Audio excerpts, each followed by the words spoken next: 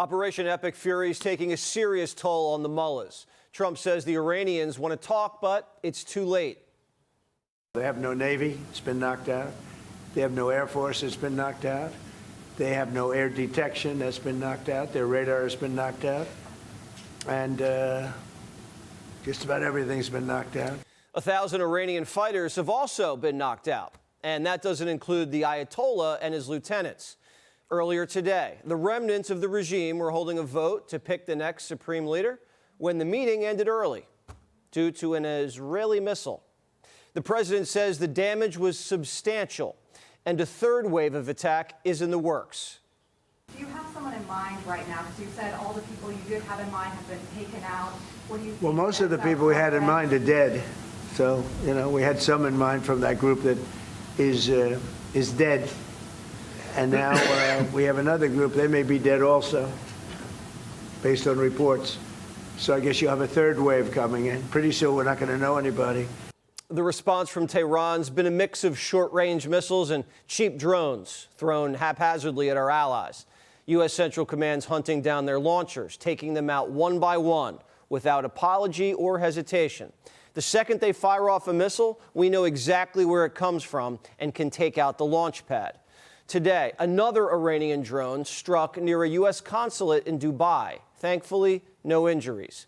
And a CIA station at our embassy in Saudi Arabia has just been hit. Small amount of damage, no casualties. But the Saudis now say a line's been crossed. Sources believe the kingdom is very close to deploying its own air force to join the fight. Soon the Saudis will be flying sorties with the Israelis. Think about that. The entire Mideast is united against this terroristic regime. Sources tell us the next 24 hours is going to be intense. Rubio was on Capitol Hill today saying, get ready. You're about to see, we're going to unleash Chang on these people in the next few hours and days. You're going to really begin to perceive a change in the scope and in the intensity of these attacks as, frankly, the two most powerful air forces in the world take apart this terroristic regime and defang it.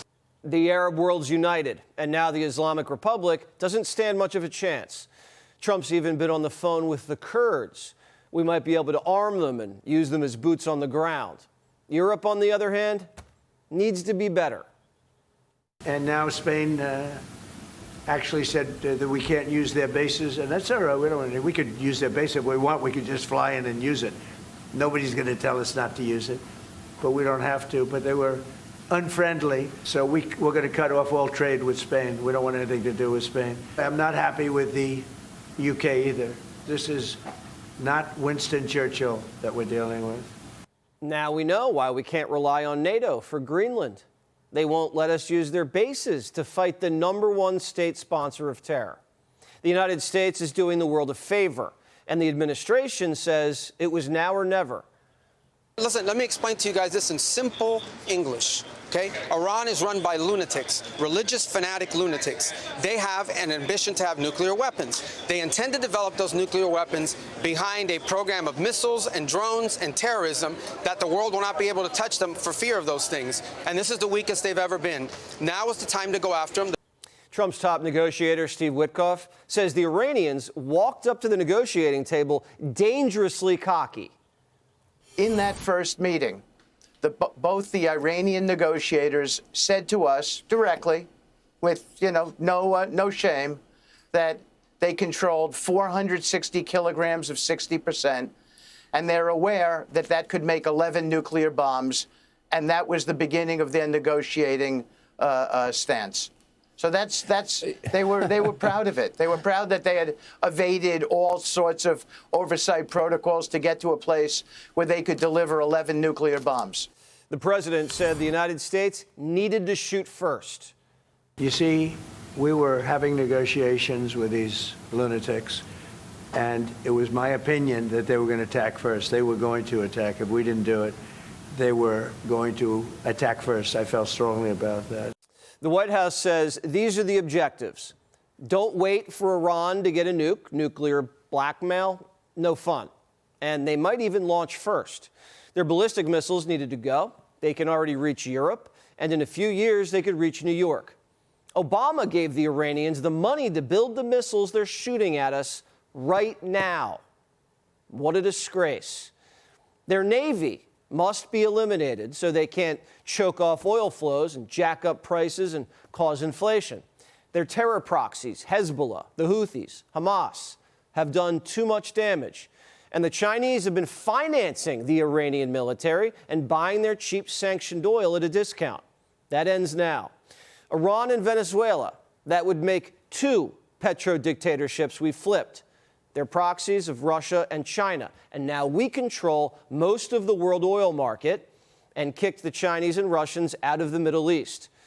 Beijing and Moscow haven't lifted a finger to help their ally in Tehran. The whole world sees that.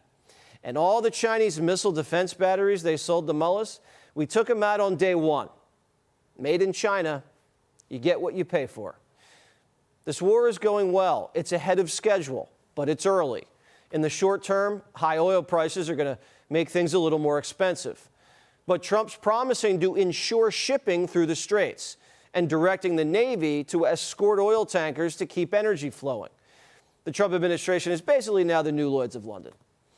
So buckle up. Now we have full control of the skies. Iranian missile launches have gone from about 100 a day to now just 20.